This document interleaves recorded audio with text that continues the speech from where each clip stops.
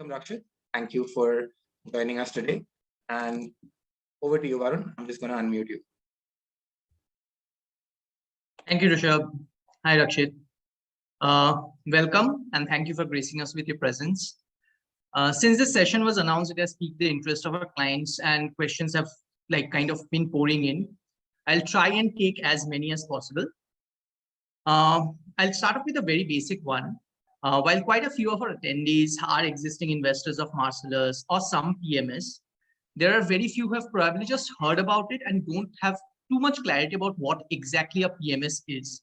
So the first question or the thing that I'd like you to answer is what exactly is a PMS and what are a few things that are different and unique about a PMS? Okay. All right. So what is a PMS? Unlike, say, a mutual fund, a PMS is for relatively more informed investors, is the way I would put it. Because it's for relatively more informed investors and hence HNIs typically, the minimum ticket size here is 50 lakhs. That's, I would say, one very big difference between a mutual fund and a PMS. Apart from that, the second difference I would say is in a mutual fund, in an AIF, there are certain restrictions put by the regulator SEBI around the maximum amount of allocation you can give to a single stock. In the mutual funds, there are certain definitions of the construct that you have to cater to, etc. In a PMS, the good thing is that there are very few constraints. As in, if a fund manager wants to hold 15%, 12%, 11%, 18% in a single stock, he is allowed to. Whereas in a mutual fund, in an AIF, etc., there are restrictions around the maximum holding. So that's one extra layer of flexibility, I would say. So that's the second big difference. Other than these two, well, there's one third difference which I would say we certainly have brought to the table for our clients, which is that we allow completely profit sharing fee structures to be offered to clients, which I don't think or don't know maybe if it is possible in a mutual fund or in an AIF. At least I haven't seen that in existence. I doubt if it is possible. So in a PMS, that's I would say the third benefit. Yeah, these are, I would say, 2 or 3 differences in terms of portfolio construction, fee structure, etc. In terms of the access to the fund managers, etc., there could be differences. I mean, we don't do a mutual fund, but what I can tell you is that in the PMS avatar, we provide a lot of content at very high frequency during a month, or typically once a week, for our clients, for our prospective clients, to understand more about what we do, why we do it, what is our thought process, etc. So there's access to the philosophy for a client of a different type here. So those, I would say, are the 2 or 3 differences. Otherwise, it's just a wrapper. You can always have a good fund manager in the mutual fund who does great. You can always have a bad fund manager in the PMS who sort of doesn't do anything, right? It's just a wrapper. End of the day, if portfolio, the list of stocks in the portfolio is good, if the philosophy is clear in the mind of the fund management team and they know how to execute it with discipline, broadly speaking, the risk reward outcomes are the same, can be the same across different wrappers, right? So in that regard, there isn't any difference beyond just being a wrapper of sorts. One thing you mentioned is the constraint or stock, how much allocation you can give in a particular stock in other products vis-a-vis PMS. If you can just explain a little bit how that helps a PMS or how that is a USP or differential point for the PMS. Okay, sorry. If I mute myself, then while unmuting, there's a headache. So next time I'll not mute myself. Thanks, Rishabh. Okay, so look, I'll explain it from from our perspective, right? Because the way we are running portfolios here in Consistent Compounders and every other product that Marcellus has, we are running a very concentrated portfolio composition. In Consistent Compounders, we have only 14 stocks. In Kings of Capital, only 12. In the other portfolios also, everywhere we have 14, 15 stocks in all our products roughly. So when you have a 14 or a 15 stock portfolio, in a 14 stock portfolio, divide 100 by 14, average stock allocation will be 7%. Now, if you are clear in your mind, what are the relative differences between across the 14 stock list, right? So amongst these 14 stocks, which are the three which give you the best sort of risk reward that you want the portfolio to offer, which are the three which in a relative way give the worst compared to the remaining 11, the remaining 10 stocks in the portfolio, you would want to position size differently, right? Which means that there will be certain stocks which you will want to give them much higher than average allocation. There'll be other stocks where you will want to give much lower than average allocation. So in Consistent Compounders, for instance, we don't have a stock below 3-4% ever, and we don't have a stock above say 14-15% ever. But for us to be able to allocate to a single stock more than 10%, at least in an AIF, we know we can't do it. I think even in a mutual fund, we can't do it. I'm not 100% sure of that. As I said, we don't do mutual funds. But in a PMS, we can do it. Now, the benefit of that is you can use position sizing to your strength, right? Portfolio performance is not just stock selection, right? Portfolio performance is a lot more than just stock selection. Stock selection is only one part. It's just a starting point, right? After you've selected a stock, to begin with, how many stocks should be there in the portfolio is one part where a PMS offers greater flexibility, as I explained. In Kings of Capital, we have only 12 stocks, so naturally there'll be quite a few with more than 10% allocation. The second bit is there's a lot of value add you can do by benefiting from dislocations that happen quite often in the market within a portfolio. So these dislocations are, so I'll give you a simple example. So Bajaj Finance, before the COVID crash of March, April 2020, Bajaj Finance was almost 10% in the Consistent Compounders portfolio, a little under 10%, close to 9%. And through those 2 months, only Bajaj Finance, practically speaking, fell significantly. It fell by, I think, 60-65% from some 5,000 rupees to below 2,000 rupees. The rest of our portfolio didn't move much, right? Literally, there were stocks such as, say, Nestle, Abbott, Dr. Lal PathLabs, which went up by 5-10% during those couple of months. There were stocks such as Asian Paints, Pidilite, etc., which went down by only 5-7%, right? So whilst the market fell by 30%, right, barring Bajaj Finance, nothing else in our portfolio moved much. Now, what that gave to us was a massive opportunity to purchase significant amounts of Bajaj Finance for all our clients by shaving off a little bit of Asian Paints, a little bit of Nestle, a little bit of Dr. Lal, etc., right? Which is what we did. We bought 5-6% in Bajaj Finance extra at the bottom, because the allocation of Bajaj Finance had dropped down from 9% to 3%. We took it back up from 3 to closer to 9-10%, right? And then once we had that allocation, we were rewarded massively for the conviction that we had in the stock, because once the stock recovered, this 8-9-10% that we had after the rebalancing in Bajaj Finance, it obviously drove the portfolio performance up, and the rebalancing exercise in a way gave us extra 3-5%. Now, if we were forced to have a maximum allocation of 10%, right, then we couldn't have done this. We couldn't have done this in as big a degree. Why? Because once you are running, let's say, an AIF, you rebalance the portfolio and brought Bajaj Finance to 9% or 10%, and then from 2,000 rupees a share it went up to whatever 8,000. You would not be able to let your winners ride, right? And hence a large part of the compounding benefit from rebalancing would be constrained, right? So I would say in that regard, extra flexibility is good. But let me also put it this way.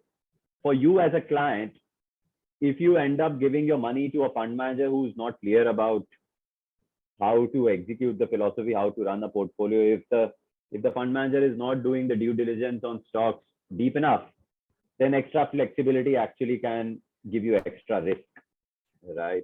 Because that fund manager might unnecessarily expose you to 4, 5, 6 stock portfolio.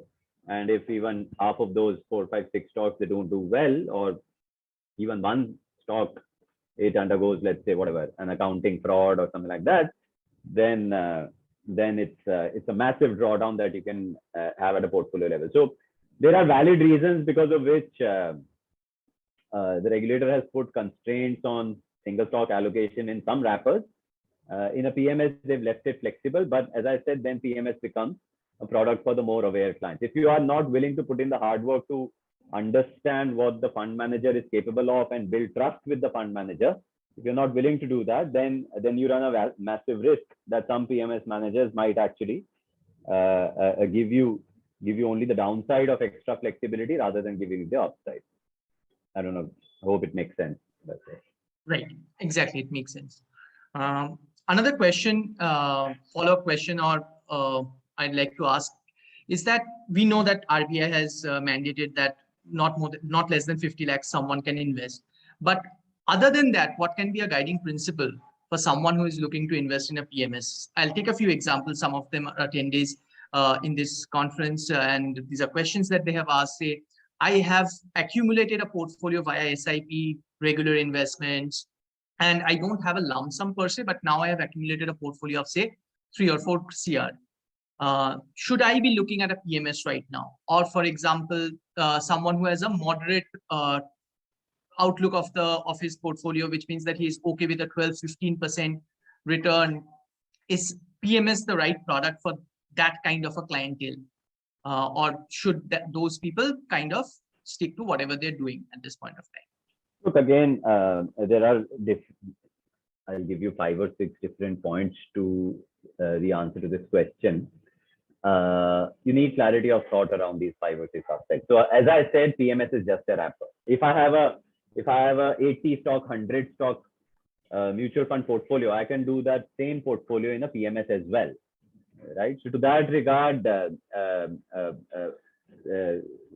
if that portfolio works for you, if the portfolio manager works for you, then regardless of whether you have 3-4 crores or 30-40 crores or only 30-40 lakhs, you can choose either. I mean, you can run the same portfolio in a mutual fund avatar as well, right? So to begin with, be clear that first you're choosing a philosophy and an investment team which can execute the philosophy. Then you are deciding on whether PMS is a better wrapper for that philosophy or not, right? So the first step has to be very clear. If you're choosing a philosophy which can equally be run across all wrappers, then there is no need to come to a PMS or to go to a mutual fund vis-a-vis others, right? You can choose either. You can do mutual fund, you can do PMS, you can do something else, right? So that's as far as the philosophy piece is concerned. Then let me answer this question from a slightly different angle as well. No matter how wealthy you are, if you are owning 200 stocks in your equity investment, you are not going to compound your wealth. I'm assuming this is investment, this is not trading, right? As in, you are going to be a little bit in a buy and hold type of at least 2 years, 5 years, 7 years holding period of a single stock in the portfolio. If that is the sort of portfolio you're creating, you need high quality companies, right? Because low quality companies cannot be done in a 3-year, 5-year investment horizon for holding period of a single stock on average, right? So if you're in a relatively low churn, long holding period equity portfolio, you might be 300 crore net worth invested in equities. If you have that across 200 stocks, it's very difficult to make anything more than the market, right? You just get the market because there aren't 200 high quality companies in the country, right? Now, if you are going to be tracking the market, unlikely that the market will give you more than 10-11%. But hey, maybe given your financial goals, 10-11 is all you needed, in which case that's all right. I mean, you can do an ETF, you can do a mutual fund, you can do any index tracker, etc. And Nifty Sensex do give in the long run 10-11%. The country itself is growing nominal GDP at a rate similar to that, right? 10, 11, 12 is the nominal GDP growth in the country. So even though I won't call Nifty Sensex as very, very high quality indices compared to the average for the market, that's the reason why they deliver pretty much similar to the average for the overall economy as growth. They don't outperform the economy. But if that meets your financial goals, 10-11%, then I mean, I don't see any reason why you should not be happy with that. Now, if you say that, well, look, my financial goals, I have readjusted and I need something like 13-14% on the overall asset base, and I have some 10-20% invested in whatever low yielding products, could be a debt, could be fixed deposits, could be real estate, gold, etc. Then the remaining 70-80% obviously has to deliver more than 15% annualized. If that is the expectation, then ETFs on Nifty, on Sensex will not give you more than 15%, no chance. If you find a great mutual fund manager, they might give you. If you find a good PMS fund manager, they might give you. Not all PMSs will give you. So be mindful of that as well. But yes, when you come to the sort of alternatives, which is sort of PMS, AIF, etc., there is a possibility that you'll be able to find a product which gives you consistently more than 15-16%. So at Marcellus, for instance, in consistent compounders, we believe we can deliver much higher than that number.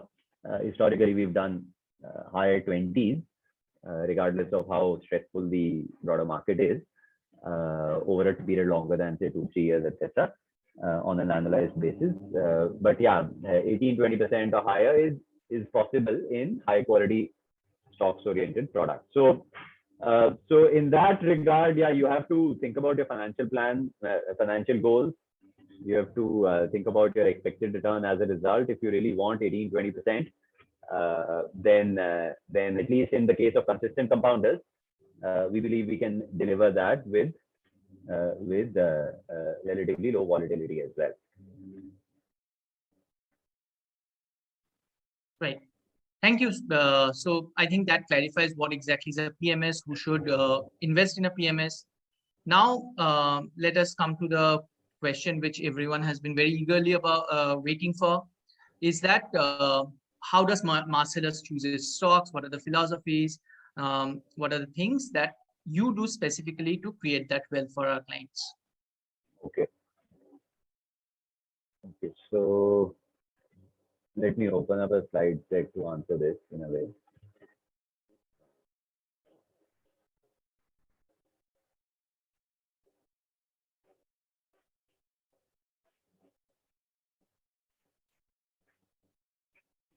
Right.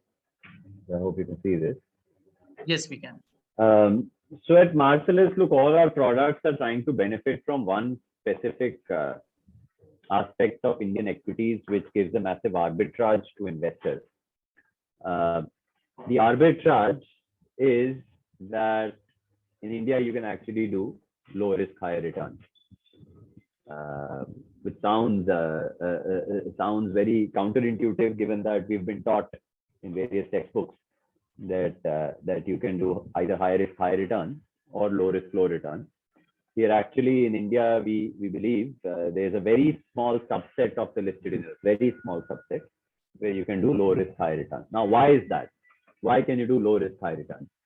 So what India has been going through as an economy in the last 10-15 years is something quite interesting. The country is getting polarized into the hands of very few companies which are becoming monopolies or duopolies in their respective sectors, right? So to put it simply, let's say in biscuits, in truck tires, car tires, in hair oil, cooking oil, in glass line vessels, in food additives, various industries, B2B or B2C, till 10-15 years ago, top 1 or 2 companies would control 30-40% of the profit pie.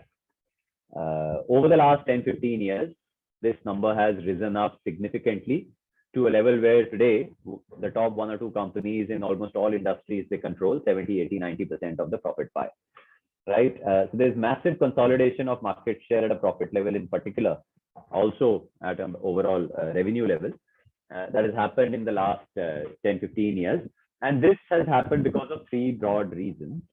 The first one is that the country has been networked together very tightly, right? Whether it be roads, airlines, telecom, the mobility, the architecture, the infrastructure in general has been sort of joined together, right? That obviously helps companies that can scale up to actually dominate the country beyond their core geographies over a period of time. So rather than India being a collection of 20-22 different economies 10-15 years ago, today those 20-22 economies are becoming one single economy, right? That's one piece.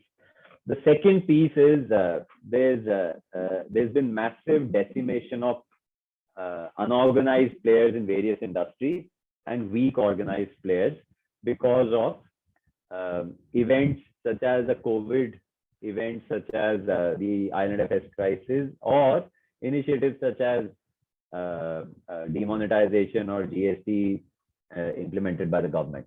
Now, what these things have done is that through COVID, through GST, through demonetization, the weaker players, whether they are organized or unorganized, have found it very difficult to compete with the stronger players, right? And hence there's been a massive market share gain in the last 5 years of strong getting stronger and weak getting weaker. The third aspect is technology, right? The access of technology, the price of technology, both have become significantly more favorable today at an even level for all types of companies. To give you a simple example, think of it like this: in the first year of inception in Marcellus, right? Marcellus is only 3.5 years old. In the first year of inception at Marcellus, we were using the same CRM software that a Bajaj Finance uses. Right now, at one level, Bajaj Finance is also a financial services company, and we are also financial services.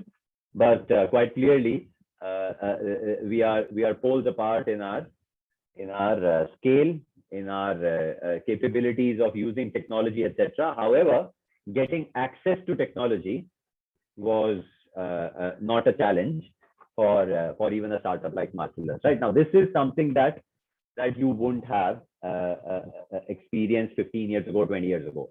Right, 15-20 years ago, you really couldn't take up the technology that an Infosys, TCS, Bajaj Finance, HDFC Bank are using as a startup. Right, so that's allowing high quality companies to garner significant momentum around their market share gains with relatively lower barriers to get access to tools, and tech is a very big tool to grow faster. Right, so these are 3 broad things which have happened all together in the last 10 years, which has resulted in the chart on the right, where the chart on the right is showing the share of top 20 corporates in overall corporate profitability of the country, right? So overall corporate profitability represented by, let's say, 20,000 private and public companies. Out of those, top 20 used to be around a quarter or a fifth of the total till 10-15 years ago. And today, pre-COVID, the number had gone up to 60-70%, and post-COVID, now it is as high as 80-90%, closer to 100, right?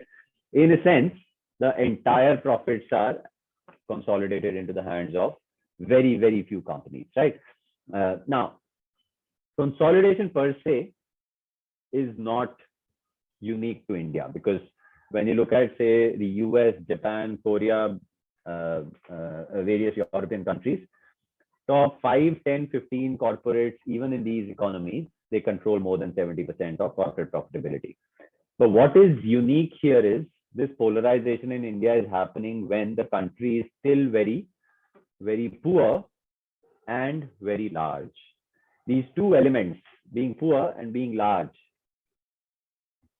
give a massive opportunity to investors when the country is going through this sort of an inflection point of polarization. Why? Think of it like this: the poorer an economy is, the more inefficiencies exist in various industries. The more inefficiencies exist in various industries, the easier it becomes for a great quality company to exploit those inefficiencies sequentially and generate high free cash flows for a very long period of time. To put it in financial jargon, returns on capital employed of 40, 50, 60%, they are possible in India. They are not possible in say, most developed economies for high quality corporates, right? Returns on capital employed being high means cash generation of a business is very high, right? So that aspect is possible to do in a sustained manner.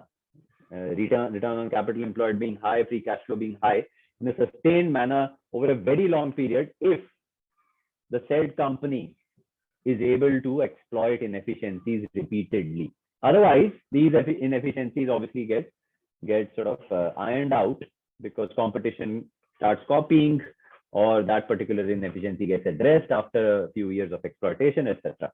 Right? In that regard, India has high quality corporates generating high degrees of free cash flow. Now, Bangladesh and Sri Lanka are also sort of in the same category of being relatively poor, not homogeneous economies, and hence high returns on capital, but these are small countries. A great quality franchise in a small country cannot plow back the free cash flow to drive growth in future, right? So generating high free cash flows on a certain base of business is one benefit. But the second benefit also that India has is being large means companies that generate high returns on capital also have the possibility of redeploying that cash into areas which will generate growth in the overall franchise, right?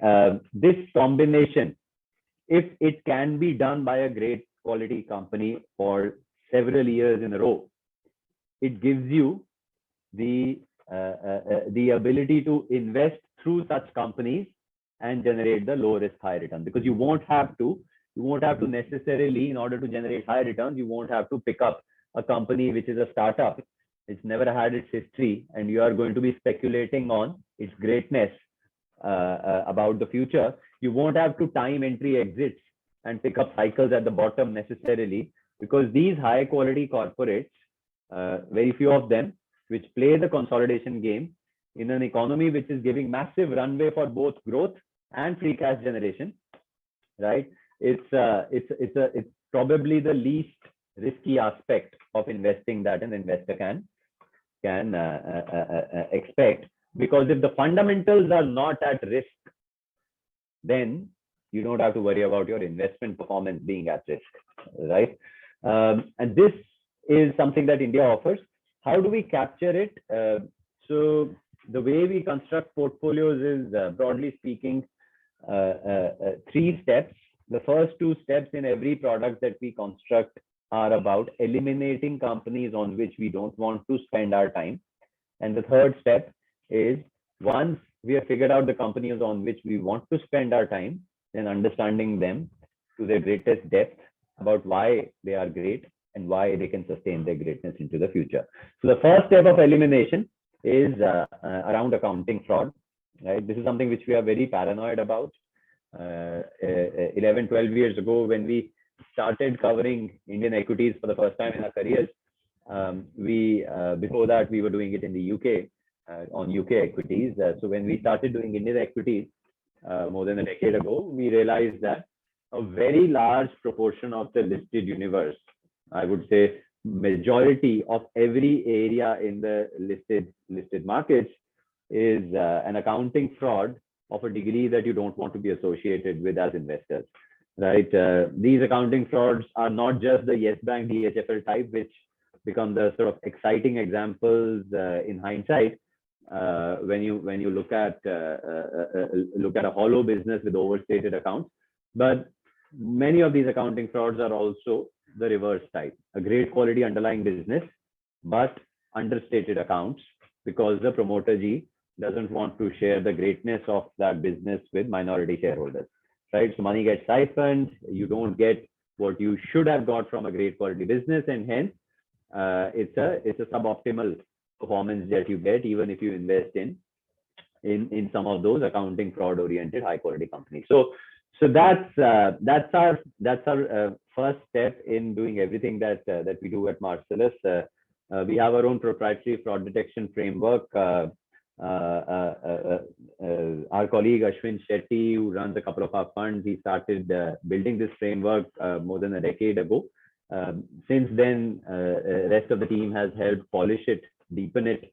Today, we have around 12 chartered accountants out of the 16-member research team. And one of the biggest areas of focus for this team of 12 people is to rip apart all annual reports as and when they get published to pick up any red flags which we might see in accounts. And if we see those red flags, then we try to figure out if they are justified. If they're not, then we just stay away.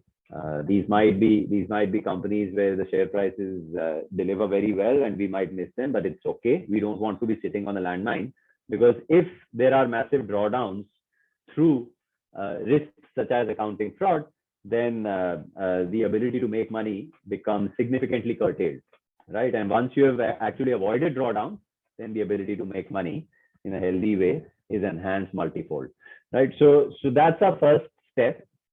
What comes out of the first step is then put through the second filter.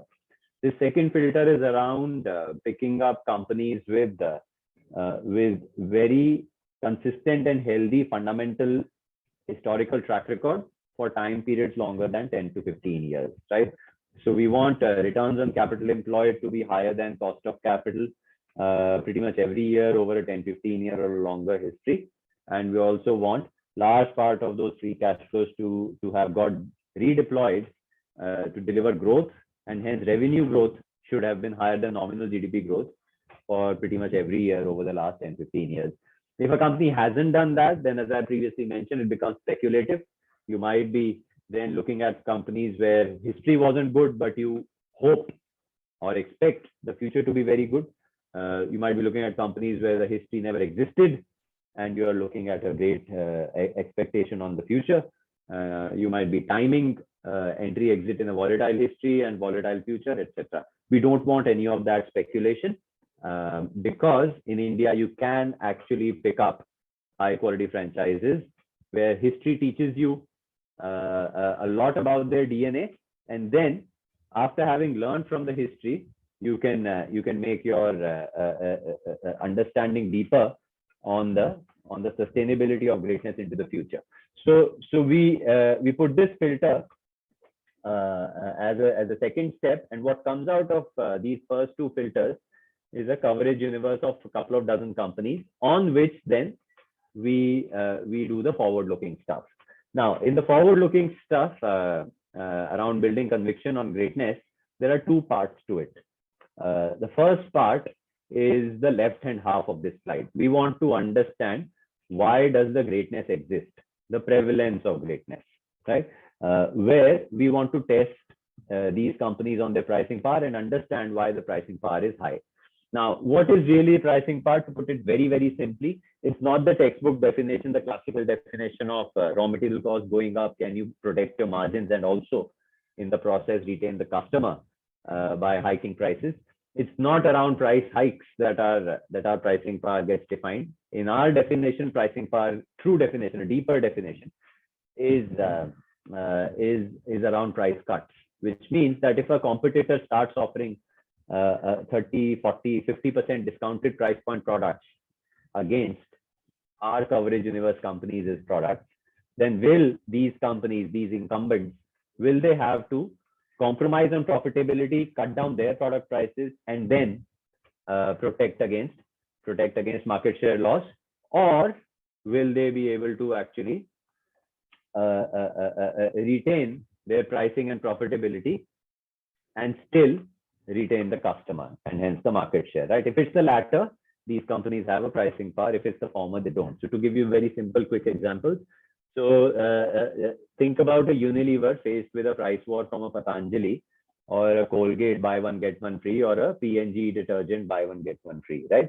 Every time Unilever faces such a price war, Unilever's response to such price competition is to also offer the buy one get one free on Surf Excel, on Dove, on Lux, right? That's Unilever's response, and as a result, dominance is maintained, but only after compromising on profits, right?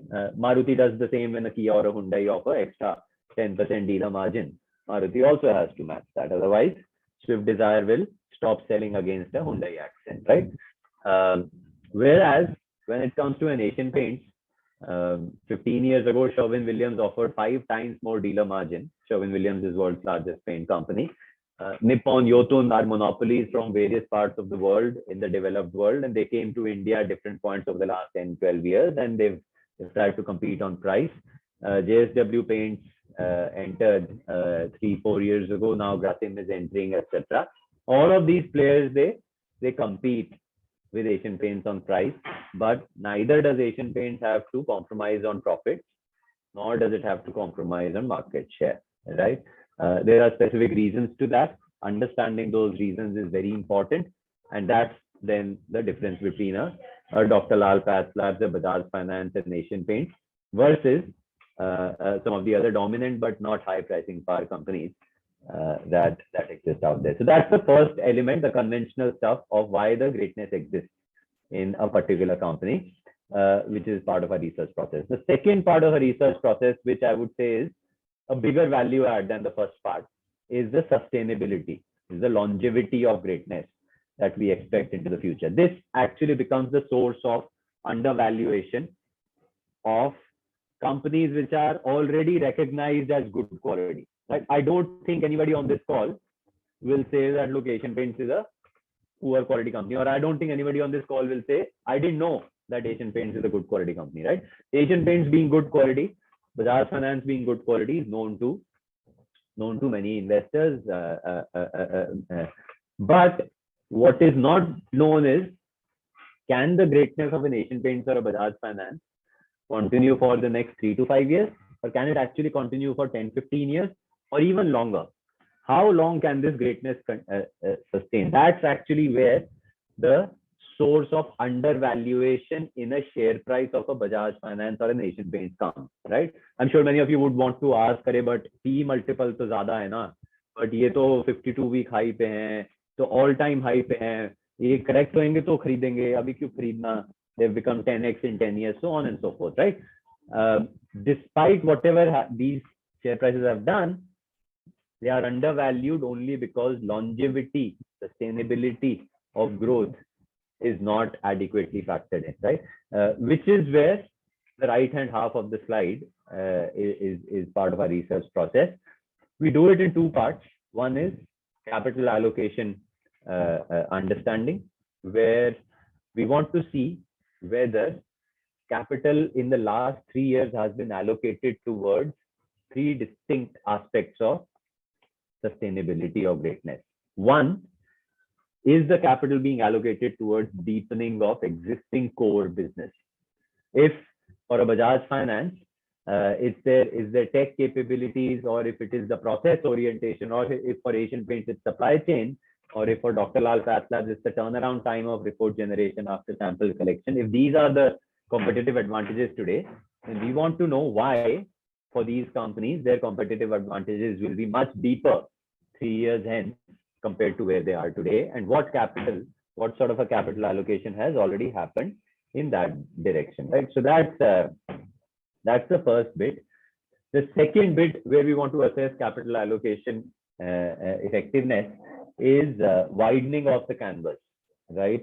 Is Asian Paints always going to be a paint company? We won't like that. Is Bajaj Finance always going to be a consumer durables lender? Will Page Industries always be an innerwear company, right? We won't like that because in the long run, for us to be convinced about greatness sustaining beyond next 5-7 years, one very big element is widening of canvas to add more layers to your revenue growth engine with high pricing power, which ensures that you are neither going to hit saturation nor you are going to be sort of getting replicated by competition in your core, right? If you keep adding adjacencies to the core to make the core stronger and the adjacencies also strong. The third aspect is you have to radically disrupt yourself rather than waiting for an external disruptor to come and disrupt. You have to disrupt yourself. If you don't do that, then either you won't evolve with the evolving ecosystem around you, or you won't have the business model being irreplicable for competition in the long run, right? If you keep reinventing yourself once every 10, 15, 20 years, then it's very, very hard for competition to replicate. To give you a very simple example, think of it like this.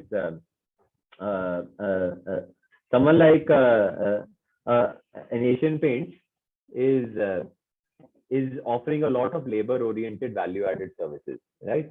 Why are they doing that?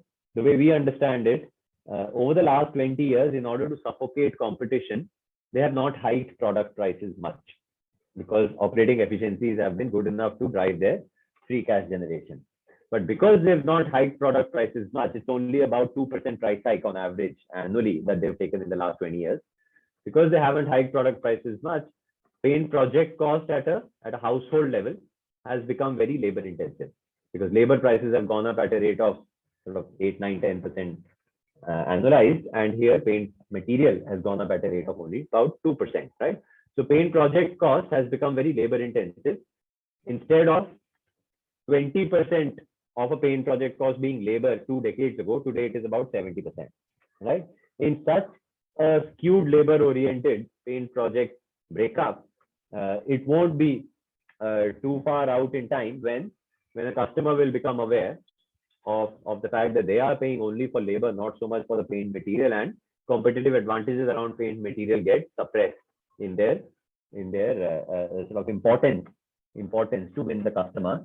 Also, an Amazon tomorrow can do the supply chain efficiencies that Asian Paints today can, right? And if that is the case, then Asian Paints will have a massive competition from AkzoNobel saying, look, Amazon will supply to the dealer with the same efficiency as an Asian Paints used to previously, right? Now, what Asian Paints is doing is in the last 10 years, particularly in the last 3 years, they've started offering labor value-added services as a way to sort of acquire and retain a customer, right?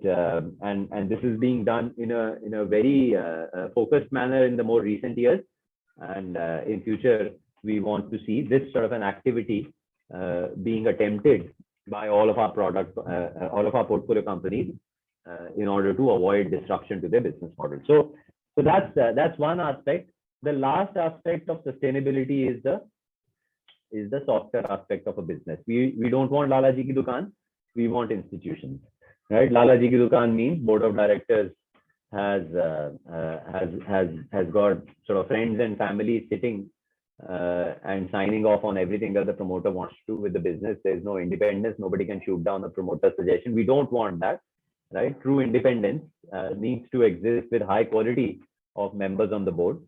Secondly, senior management roles should be given to people after those people have been groomed into those roles, because 3 to 5 years prior, these people were identified as potential successors in future, right? You need a process around identification of prospective leadership, training, grooming into the CXO role before the time comes when a retirement or a resignation of an existing CXO requires succession planning to be executed, right? We want this being carried out as a process. Otherwise, neither will you have continuity to management bandwidth, nor will you have scalability to management bandwidth, right? You need these two very, very deeply embedded in a firm's culture.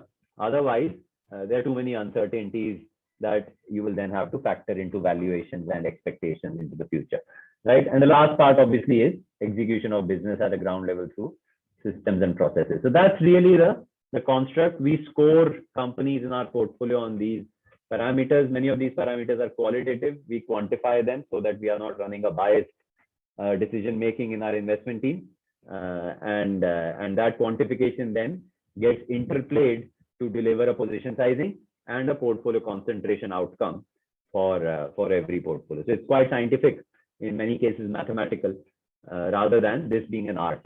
This is not an art. We don't consider investing as an art, really. So that's it really. This is our portfolio. Free cash flow compounding of our portfolio historically has been around mid-20s. If you break that 20-year period of compounding down into 5-year subsets or 10-year subsets, you will see equally healthy rate of free cash flow compounding, right, which is sort of mid-20s. That then translates into a share price compounding, which is also in the mid-20s. So regardless of whether you see the last 5 years, which were actually very disruptive for B2C companies, right, demonetization, GST and COVID, etc., they slowed down the growth of Nifty, Sensex earnings, overall economic GDP growth, etc., also slowed down. But for these companies, the free cash generation continued to be in the mid-20s, right? Which then translated into share price consistency over similar time period. As long as there is no gap opening up between table on the left and table on the right, I would say that's a very, very comfortable position for any investor to start off with, where fundamentals are not lagging behind share prices, and you don't have to worry about things becoming more expensive than they used to be previously, right? Secondly, as I previously mentioned, the intrinsic value of our portfolio companies is largely defined basis longevity. So, for instance, in this slide, to put it very simply, if you go by the sort of only non-debatable definition of value, which is that value of any company should be the present value of all expected future cash flows, then how long are you running your expectations becomes a very big contributor to the fair value. So consider scenario 1 and scenario 3. Let's say these are two stocks. Both compound 25% their fundamentals annually, but one stock compounds 25% for 5 years, and after that you factor in uncertainties, whereas the second stock compounds 25% for, let's say, 20-25 years, and only after that you factor in uncertainties. The difference between their fair values will be the column on the right, which is massive, and hence that's what we try to benefit from, the under appreciation of longevity of great quality franchises, driving their intrinsic value much higher than where current share prices are, right? So I'll stop here. If there are any other questions, happy to answer them. Yes, thank you so much. So a few kind of related questions that were there. I think some of them were already answered.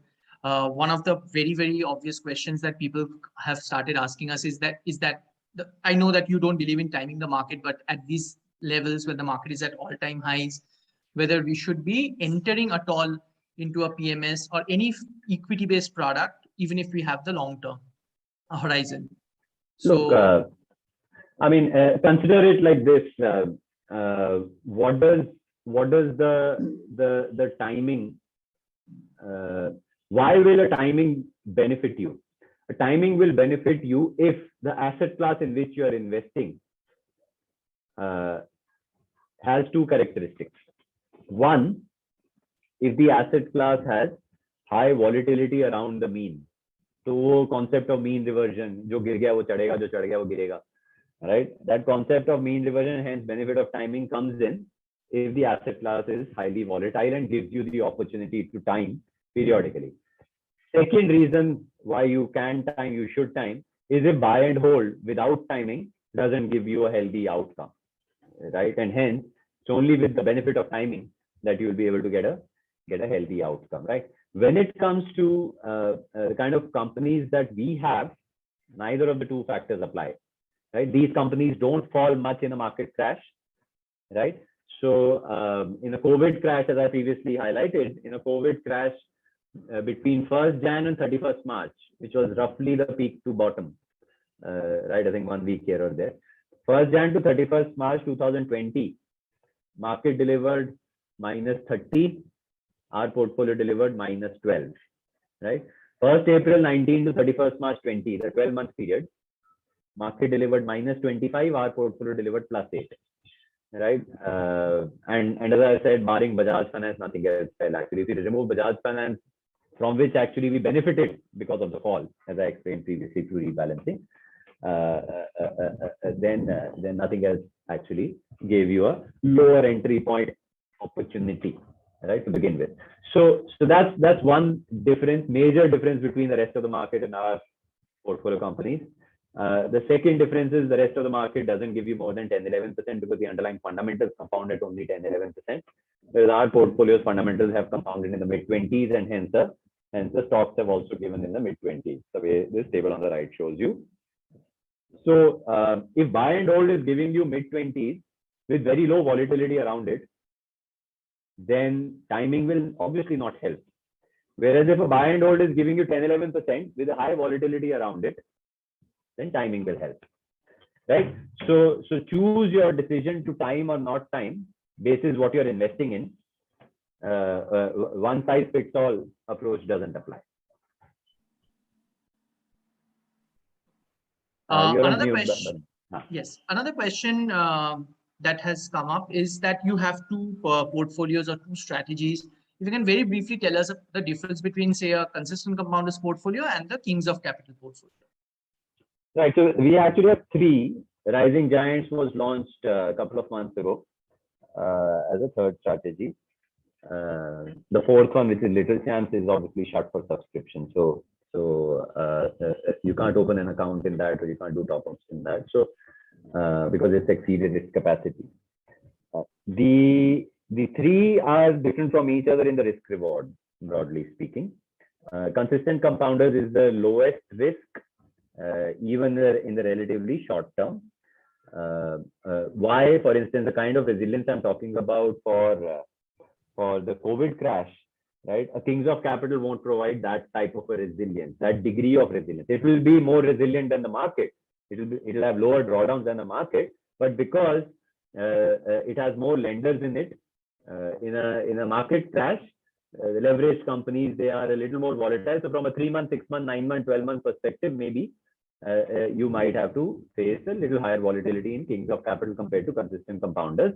Having said that, when it comes to only volatility, only risk for time periods longer than 2 years or 3 years, CCP and KCP both have the same degree of risk.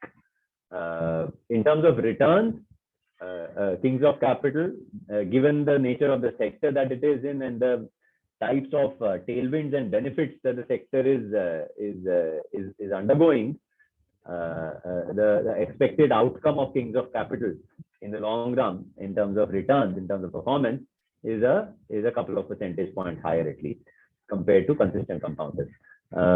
Rising Giants is sort of small and mid cap companies portfolio where there is, in addition to high quality fundamentals, which you will find in Kings of Capital and consistent compounders, in Rising Giants, there will always be a little bit of a discovery effect. And many of the Rising Giants companies are actually at the cusp of going through an inflection point where, in order to fund future growth, they need less capital than the amount of capital that their existing business is generating. And hence, the free cash flows, right, are becoming positive. Either they have become positive in the last couple of years, or they are going to become positive over the next couple of years. Rising Giants portfolio goes through that sort of an inflection point, and that inflection point leads to a higher than fundamentals rate of share price compounding, because, as I said, the discovery element, the appreciation of greatness just begins for some of these companies in a wider market. So rising giants will give you higher returns than kings of capital and consistent compounders in the long run. But yeah, there will be some stocks which will have a little bit of a liquidity related short-term volatility maybe in rising giants. Otherwise, risk reward wise, in the long run, rising giants is also similar low risk compared to the broader market. So those are the 3 products. Our recommendation to clients is that if you're starting a relationship with Marcellus, start with consistent compounders, because that's the one which begs down the volatility of your portfolio the most. Then, as you build trust in this sort of an arbitrage of low risk, high return, the second and the third product should be KCP and RG, rising giants and kings of capital, and eventually steady state, maybe half of your equity exposure to Marcellus should be consistent compounders and equally split between KCP and RG, the remaining half. Right. Thank you. Dr. Barun, just jumping in for a minute. A lot of the questions that Barun been asking are coming in from the chat, and I'm passing them on to him. So in case somebody was waiting for the end of the chat to share that question, you can send them to me. I'll keep passing them on to Barun, and he'll keep asking questions. Right. Go on, Barun. So a few questions. So I think we are a little bit stretched for time. I'll just take a few more. So one question that has come is with regards to the management operations, which is the portfolio of all PMS holders that that all clients are same, or is it that each portfolio will be slightly different? And second is with regards to how do you try to look at low churn or taxation implication for the client? Means if you churn too much, there will be short-term capital gains, which will invariably affect the portfolio returns also. So these are 2 things. How do you take care of that? Right. So first of all our clients at any point of time in a particular philosophy will have the same portfolio, right? It is completely naive to think that if somebody bought let's say an Asian Paints at 2,000 rupees a share and today it is at 3,000 rupees a share, then for that person maybe it makes sense to keep holding on to it because the purchase price was low. But for a new person, it might not be as attractive a proposition. If it is attractive, because 3,000 is a cheap price today. If it is not attractive, it's not attractive because 3,000 is an expensive price today. It cannot be different to different clients. So we have one mind which executes one philosophy. That one philosophy in that product will be given to all the clients equally at all points of time, right? Regardless of how old you are, how big you are, how much of profit you are sitting on, so on and so forth. That doesn't matter. If a change happens, the change will happen equally to all clients at any given point of time, right? So we run it based on proper system. There's a software which ensures the alignment of all client portfolios with the model portfolio, and there are no, we don't pick up one client and look at that client. If that client is 50 years old, second client is 40 years old, then give a different allocation. No, nothing like that. Our product gives a specific risk reward, which actually in consistent compounders is the most favorable because the risk is the lowest, and that risk reward we offer to all our clients. Right. So the management of a single specific account is basis software. There are no biases. There are no differentiations between one client and another. The second question on churn. So our holding period of a stock on average is significantly long. If you back calculate in the last 3.5 years at Marcellus and 2 years prior to that at our previous firm, over a 5-year period roughly, we've sold 4 companies, bought 5. So average stock churn in a year is typically 1.5 stock on average, and hence it's about 6, 8, 9% churn annually in the portfolio because of stock entry exit. On top of it, there will be rebalancing exercises, which some of the examples I gave, which will add another, say, 4, 5, 6% to the overall churn. So low teens to mid teens total churn of the portfolio, including rebalancing, is what you should expect here. You back calculate that average holding period of a stock then effectively becomes 6, 7, 8 years or longer, right? Implications for capital gains tax as a result. So our decision making is not basis capital gains tax, right? So whether a client is going to have X rupees of capital gains tax this year or not, or will it be short term or long term? I mean, if we like a company, we'll buy it. If we don't like that same company or any other company, we'll sell it, right? Capital gains tax is not part of our decision making. It should not be part of your decision making. Why? Because if you stay invested in a poor quality company for some tax reasons, or if you exit for some tax reasons from a great quality company, the difference that the quality of the company will make to the performance will be probably 100 times more than the difference that the tax implications will make for you, right? So typically you will always get long-term capital gains tax liability.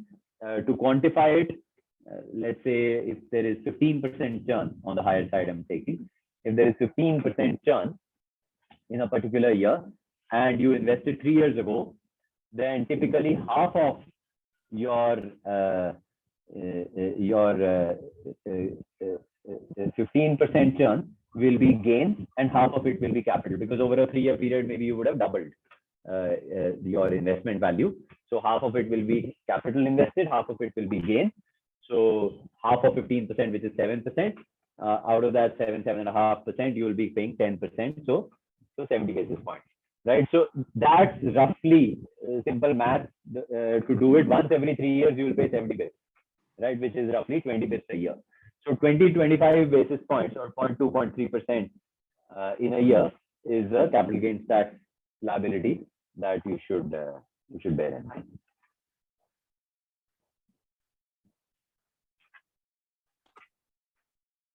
Awesome. Varun, do you have any other questions you'd like to pose? I see a problem. You muted yourself, didn't you? There you go. So if there is time, just one or two questions, if it's okay with you. One question that has come up is, do you as an investor invest in the Marcellus Consistent Compounders, Rising Giants, or the Kings of Capital portfolio, you and the co-founders and the members of Marcellus themselves? And what proportion of your total wealth will be in these portfolios? Yeah, I know we all do, or all of us do. In fact, the founders are the first clients of every portfolio when it is launched, and thereafter, it's I would say 100% skin in the game. So almost entirely Marcellus' equity is owned by employees. There is a very small proportion which is not owned by employees, not just founders plus others as well, and hence there is skin in the game via equity in Marcellus. Secondly, I can talk about myself. I can't talk about every colleague of mine, but for myself, for me at least, apart from the real estate in which I live, I don't have practically speaking any assets. No mutual fund, no debt, a fixed deposit of a few lakhs. That's it to meet rainy day expenses, single digit lakhs. That's it. For me, it's 100% invested in Marcellus products.